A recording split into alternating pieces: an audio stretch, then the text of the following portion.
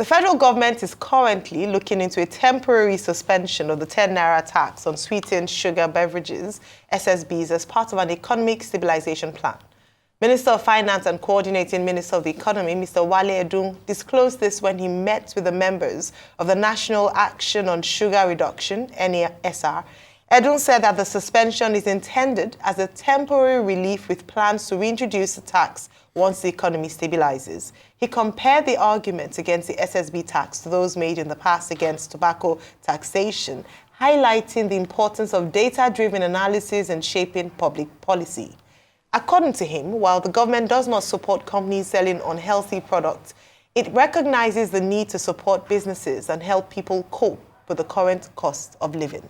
Joining us now on the show to advocate for an increment in the sweetened sugar beverages taxes is Dr. Francis Fagbule, a public health expert with a robust background in community dentistry, global health, and tobacco control. Currently a lecturer and public health dentist at the College of Medicine, University of Ibadan. Good morning and welcome to the morning show. Thank you very much for having me, and I say good morning to our viewers at home. Well, Dr. Fagbule, this is a very controversial tax. Some people call it sugar tax. Some people call it SSB tax. Some people call it health tax. Now this week, I think it was front page of this day, we had the vice chairman of the National Diabetes Association saying that, in fact, government should use what it gets from that excise tax, as it's also otherwise known, to treat diabetes patients. But manufacturers are saying the tax will kill business. And here you are, from 10%, we moved to 20%. Now you are saying 20% is not enough. Where are you coming from? Public health perspective, even when people have the freedom of choice. If people want to consume sugar and have diabetes, shouldn't they be allowed to do so? Yeah. Thank you very much, sir, for the wonderful questions. It's indeed a lot of controversy around this discussion. But I think the controversy starts from understanding what the sugar-sweetened beverages tax is about. You see, SSB tax starts with SSB. If you permit me, I'll talk a little bit about SSB. That provides a background and probably the reason why we're talking about the issue of the tax. So, what are sugar-sweetened beverages? These are essentially, to make it simply, the soft drinks, the carbonated drinks, the energy drinks, sweetened water that we have. Now, what are the contents of these drinks is the first question we should ask. If you're in your home and you put a 50 cl of water and you grab about 14 cubes of sugar, put them into it, add some bit of coloring into it, you have produced many of the soft drinks that you have been sold. My point is that the sugar-sweetened beverages essentially contains calories without any nutritious value. So we are saying that we need calories, we need sugar for our body to survive, we need that. But you get what you need from the food that you are eating. The sugar-sweetened beverages contains a high level of calories and it does not contribute to the nutrition in your body. So that is the background. But let's assume that that is just all it happens, no contribution. We then find out from evidence that it contributes significantly to adverse health effects, starting from the issue of obesity, diabetes mellitus that you've mentioned. We talk about hypertension, cardiovascular disease, even some types of cancers has been linked to the habitual consumption of sugar-sweetened beverages. And if you're coming down to our country, Nigeria, in the last few decades, you see a significant increase in the level of consumption of these sweetened beverages. So looking at even the industry data, from 2014 to what we are consuming in 2024, you can talk about almost a double in our, and this is their gimmick.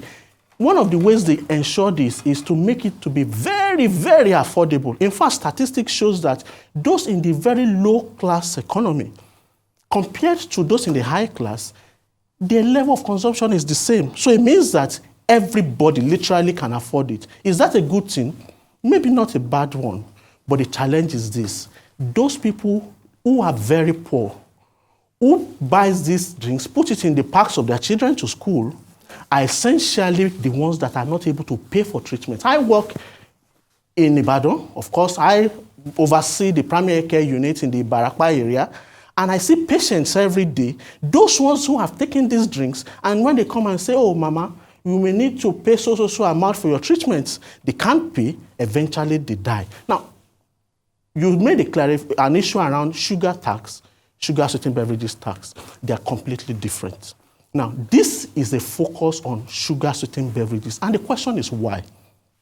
Number one, I mentioned it, they offer no nutritive value to people taking it. So if I take a bottle of a soft drink now, I've not added anything nutritious to my body. I've only loaded my bodies with those 15 or 14 cubes of sugar that I don't need. Number two is the fact that if you take eba, which also contains starch, right? You cannot in another 15 minutes take apple because you'll be filled. So it means that even overconsumption of eba is almost not possible, in quote. But for sugar-sweetened beverages... Eba is a Yoruba word. I understand. Gari. Thank you very much. No, that is just on a lighter note. But the point I'm trying to make is that if you take these soft drinks, if you take a bottle now, somebody is passing with energy drink, you can also take it. Somebody else is coming with fruit juice, you can also take it without feeling so filled up. So it means that the propensity, the chances that people are going to overconsume sugar-sweetened beverages is a lot higher than other foods that may contain sugar. The third one is that sugar-sweetened beverages contain the almost available, ready-made sugars. So you take it into the body, it's already saturated the blood system, and when the body is fighting to be able to store this, it causes problem. That is different from cassava flakes, because the sugar in cassava flakes, the body needs energy. Your body will use energy to break down the energy to get cassava. So they are completely different, and we are saying because of these health problems, we need to discourage people from consuming it. Thank you. All right, I like that. Discourage people. But this is a challenge that governments usually face. It's the government of the health of its people and not destroying industries, or at least the manufacturing sector. For instance, the Manufacturing Association of Nigeria, Organized Labour, NECA, have come out to praise the government for suspending this, so their move, and saying that, in fact, they shouldn't just suspend it, they should permanently do away with it, because in 2023, sugar, companies that produce these beverages recorded a loss. In the reality of current economic realities, what the Nigerian government is trying to do is not to further stifle these industries, but to try and encourage and provide an enabling environment for them to thrive. Shouldn't it be people's choices as to whether or not to take it in moderation, or perhaps even encourage these industries to value add to some level to these drinks, rather than saying everything will tax, and already they face multiple taxation, killing those industries, and the impact, loss of jobs for the people who work in those industries, loss of income in terms of GDP. Yeah. So it's a balance. We have to balance it. They can't afford it at this time. What do you have to say about that? I hear you in terms of the health impact and so on, but shouldn't the government spend a lot more time in advocacy, give people the choice, and then not kill industries in the process of introducing more tax? What you have said are completely, they are sound logic, right? But the basis is, permit me to say, errors there. So let's start from, there are three groups here. We have the poor. Let's talk about the poor. We have the industry. We have the economy. Now, I'll take the poor. Again, this is not discouraging someone from taking what will cause health problems for you, can never be called impoverishing you, right? When you tell your child, no, you have taken, don't take that chewing gum, it can cause tooth decay for you. Are you trying to punish that child? No, you are not. And so you said, yes, it is their choice. Now, the government has a responsibility, and other stakeholders, to say we need to be able to do some things that will encourage our people to live healthy. You see, in countries where the government is paying heavily for the health care of their citizens, they know the impact that, continue taking, they know they are going to be spending billions of dollars to take care of them afterwards. They are implementing this taxation. They are encouraging them to reduce consumption. The woman who has consumed came to my clinic, couldn't afford treatment, and died as a result of it. If this woman could have been prevented or encouraged to reduce it, it is to her benefit. Now, let's talk about the industry. The industry will always tell you people are going to lose their jobs, but it is a complete lie. You know, next time they say it, challenge them with evidence. This taxation, Finance Act of 2021, Implementation started in 2022, right? Sure. That's 2 years, full 2 years. They should tell us or tell you how many of their staffs have lost their job But they over these experienced 2 losses in periods. 2023. On the contrary, as a matter of fact, if you check what is being produced last week, now the report from one of the very multinational companies said they have recorded a tremendous increase, much more than what they projected in terms of profits. Again, this we can just quickly Google it. See, somebody can come and say, I've recorded losses. I was at a meeting. It wasn't somebody. Manufacturing Association of Nigeria said. Exactly. Yeah, so that's an authority on that. I was at a meeting, I think about a year ago, where somebody from the industry made that comment. And then the government official that had the fact immediately corrected him and said, you know what? Your industry was one of the best performing industries in Nigeria with a profit margin of about 8%. Now, don't quote me on this, but it was clear that he shut him up to say, we had the evidence, you did much better than all the other industries put together. You know, I also mentioned something. You can go to Statista, right? That is an industry data that shows the quantity of production of these beverages.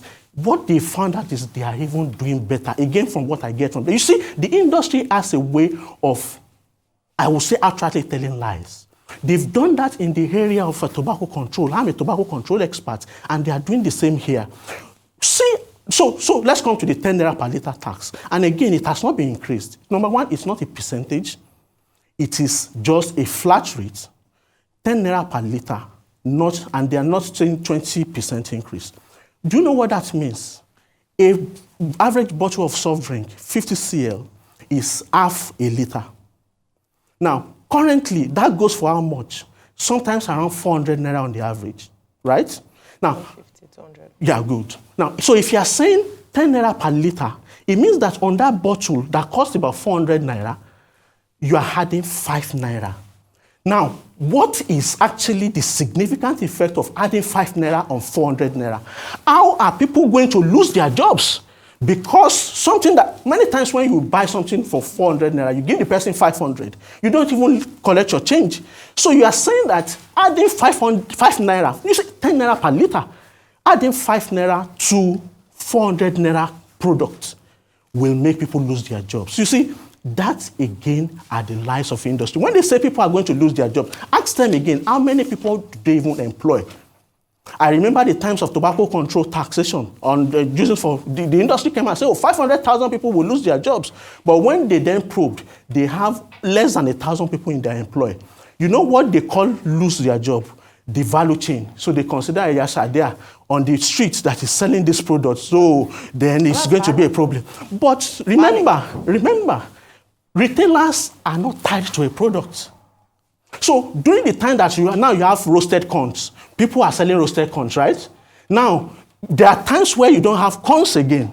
Do those people go out of business? No, they start selling what is being produced. So the argument on the basis of, people are losing their jobs are the normal cries. They cried the same thing in South Africa. They mentioned the same thing in the UK. They said the same thing in Mexico. In fact, I'll be surprised if they don't say it. But the government has a duty. Now, the duty of government is to make sure that, you see, these are non-essential products. Right, I think that's my point, just to balance out this argument here. Because what I do want to ask you is whether or not you think that this is going to be the first step, perhaps, in the government trying to ease the populace away from its relationship with sugar. Because, as Rufai has been saying, that it is a very harmful product. And I think because of the lack of regulation in this country, in this region, a lot of drink makers, manufacturers, whether they are indigenous or not, take advantage of that lack of aptitude and are pumping these products into the market. And I do appreciate what you've said, that manufacturers aren't tied to a specific product. I wonder if there is the ability to create products, create drinks that aren't as harmful to the people, because going back to the lack of regulation, if you have an instance where, to some extent, baby foods, for example, let's even step away from beverages, baby foods, there have been reports that suggest that certain manufacturers that operate in this country are selling products that have a higher sugar content when it comes to baby food, but that is not the case in other countries. It's not the case in Europe, for example. So do you think that perhaps while the government is saying that this is an economic issue, they're trying to save money because of this cost of living crisis, this economic crisis, do you think that this is also perhaps the government paying heed to what you're saying about the health concerns in this country, because sugar, as you rightfully said, does contribute to a lot of chronic diseases. But that is my question. Do you think that the government now is using this situation to move away from its current reliance on sugary foods, sugary products in the country? Thank you very much again for this question, and I agree with you completely. I think they are just trying to take advantage. These are multinational companies. In the UK, they are producing better products, more healthy products. In South Africa, when they brought the tax, they are doing the same. In Mexico, but because here in Nigeria, they know that, when you just model everything up with the economy is poor, people just get on that bandwagon. The truth is that, yes, I feel that, actually, really, I am not sure if the government was actually thinking health when they instituted it, sincerely. I feel that they're looking at more of what's money, where we can get money from.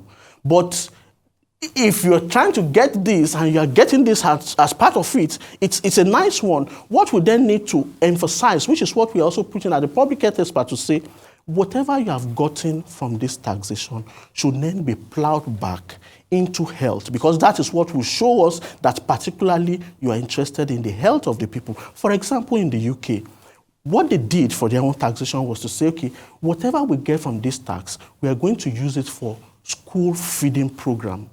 And about last month, I was speaking to somebody in the UK, and he said, you know what, we've implemented the school feeding programs for the children for about a year, and we are seeing results, a double-digit reduction in obesity, child obesity. So you see that there's a clear plan. Whatever we get from here, we are planning it into health. Now, what has also happened in their country is that the industry that is producing soft drinks are the ones producing water. Okay. Okay, Doctor, before we let you go, I mean, you are a public health expert, you are a medical doctor. Mm-hmm. Now, the health complications, diabetes, hypertension, obesity, all the other ones that you have listed, they are public health concerns. Now, it's not only in Nigeria that they are talking about sugar tax. Saudi Arabia and other countries, they have it.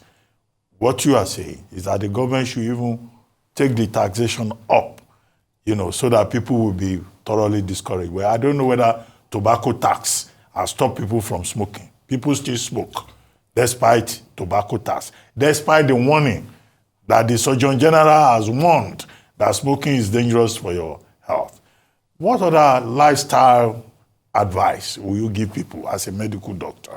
Because at the end of the day, the decision is with the individual. Definitely. And these are lifestyle diseases resulting from overconsumption of sugar. Yes, sir. So, again, thank you again. What you have said is I agree with a lot of it.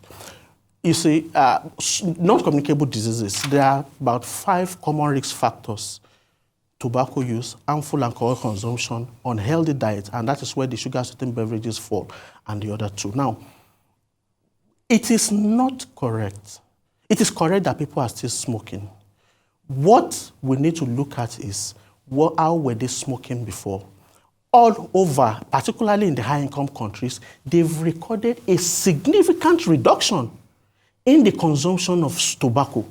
Even in our country, the challenge we have here is the implementation of those laws in our country. But in those other countries, there's a significant... So yes, people are still smoking, but there's a significant reduction. Here, we are not saying people should not take SSB. What we are saying is that they should be discouraged from habitual consumption. The WHO has said, even if you are going to add extra sugar to your body, in a day, an adult male or female don't need more than about 5 or 6 cubes of sugar in a day. Now, if I take a bottle of soft drinks, I've added 12 that day. Now, if I then take 2 of that bottles in a day, I've added a lot more. We are saying, let's encourage people to reduce. Now, one way, the single most effective way, is the sugar-sweetened beverages tax, but that is not all. I am here today. You have given me this opportunity to educate the people. I'm sure many people may not even know about these health effects that are associated with it. Now that they know, hopefully they are going to be able to take better steps in controlling that fact. The point is that sugar-sweetened beverages tax is not sugar tax. Doctor, so how can someone who likes sweet things, is conscious of the health risks, what are some alternatives that they can use instead of bottled drinks, for example? Sincerely, the best is to have water, right? But we also know that fruits are actually sweet. If you take, would you recommend honey or agave syrups or the like? So again, that is also some nuances around this discussion to say it's not a target towards SSBs actually. It's because even honey that you have mentioned, when it has highly condensed level of sugar in it, it's also not good. So I want to encourage you to now say I'm taking a lot more of this honey. The industry in those other places have been able to come up with other products that are healthier. People are buying them and they are making profits. Nigerian manufacturers should do the same. And the government should increase the tax such that it will eventually lead to a reduction in consumption, because currently we are not having it. Thank you very much. About public education, about regulation to make sure that the quality of what is produced by the beverage companies is good for consumption. And then, but you know, in our country, in our various cultures, what they say is that something must kill man, you know, whether it's Fanta or whatever. But thank you for being with us.